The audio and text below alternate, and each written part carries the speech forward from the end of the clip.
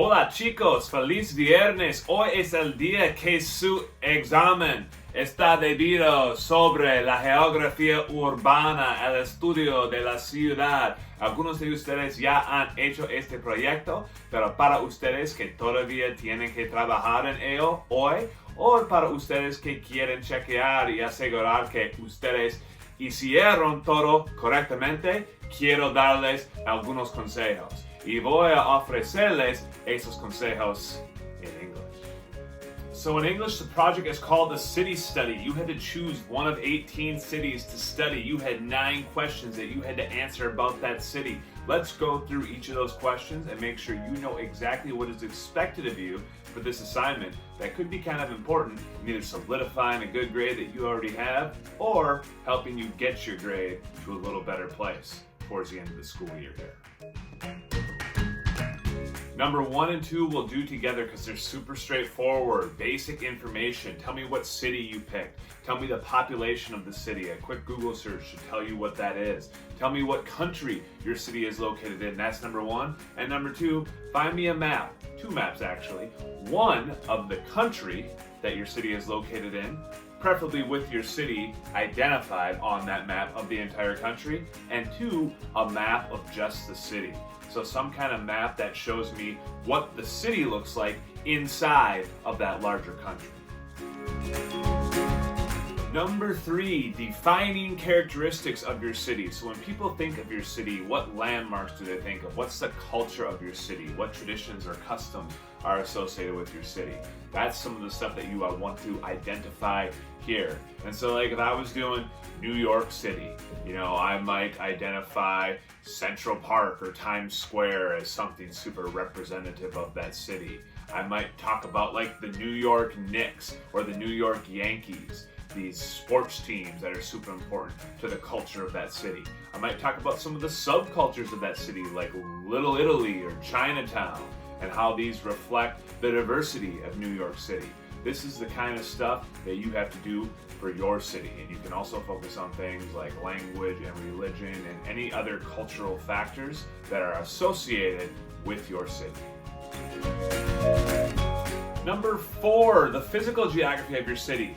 There is probably a reason that your city is located where it's located. Why this enormous city was founded where it was founded as opposed to somewhere else on Earth. That usually has to do with the physical geography that exists there before the city is founded. Tell me a little bit about that physical geography. Think back to that video you watched on Monday. What rivers, what lakes, what oceans, what mountains made this location an ideal location for your city, one of the biggest cities in the world? And aside from that stuff, maybe there's some natural resources. What natural resources is your city sitting on or near that made it a perfect spot to form a city? You want to get at least 2 of these things in for number 4. For 5 and 6, we're using our old friend Google Earth again, and I'm asking you to do 2 things. First, I'm asking you to take a picture of some different neighborhoods. So if I was doing my home city of Minneapolis, maybe I'd go downtown, get a picture of downtown, which could also be considered the central business district of my city. Maybe I'd look at uptown or northeast or the Seward neighborhood. There's a lot of different neighborhoods in Minneapolis that help make up that much larger city. And so those are a couple of things you want to get photographic evidence from using Google Earth.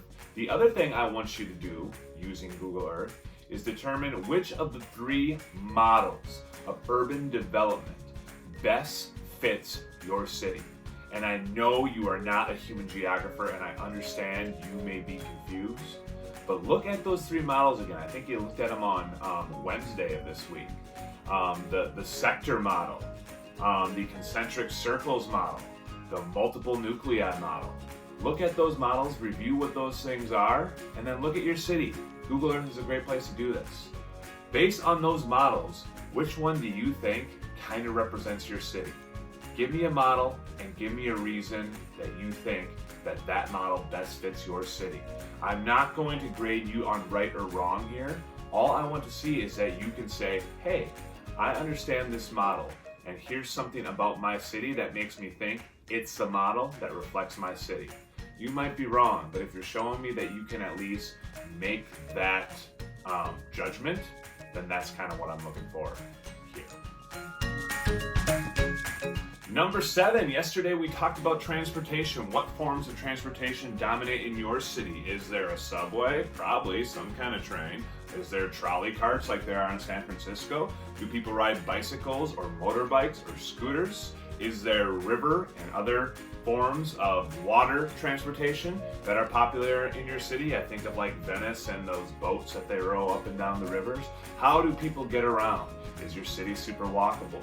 These are the things you should research about your city. Tell me some of the dominant forms of transportation, and particularly if there's forms of transportation that dominate in your city that maybe don't dominate in every city. Those are good ones here. We know that there are cars in cities, and so I'd like you to try to go beyond that a little bit.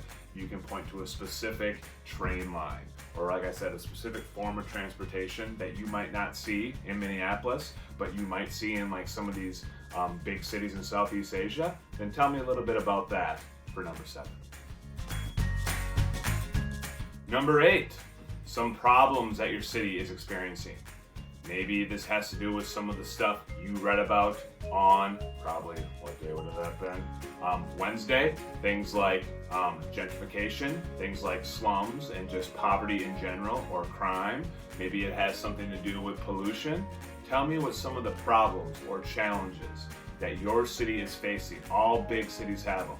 What are some specific to your city? For number 8, I want you to identify and explain a couple of these problems that your city is currently struggling with. Last but not least, current events. Go to Google, click on the news tab, and type in the name of your city. You will get a list of articles, probably all published today or yesterday or within the last 2 days, of things that are going on in your city. Your city is making the news for some reason right now, somewhere. I guarantee it. Why is your city making the news? What is going on in your city that has the world talking? Go through those news articles, pick 2 that focus on different issues that make sense to you, and then give me a brief summary of those current events. So I know that you've got a little bit of a pulse on what's happening in your city right now. Remember, you can work on these projects with a partner. So maybe you already have your partner and you can kind of split up the work. But make sure they see this video too, so you know that they're doing their part right. Also, a lot of these questions ask you to find a picture, so make sure in addition to describing, for example, transportation or problems, you're finding images from your city that give me a little bit of a visual aid for some of these things that you're telling me about. This is due at the end of the day, today, Friday, and it is the second to last thing you will have to do in this class. No daily assignments next week. All you will have to do is complete the summative assessment essay, which I, will tell you about on Monday. Nos vemos.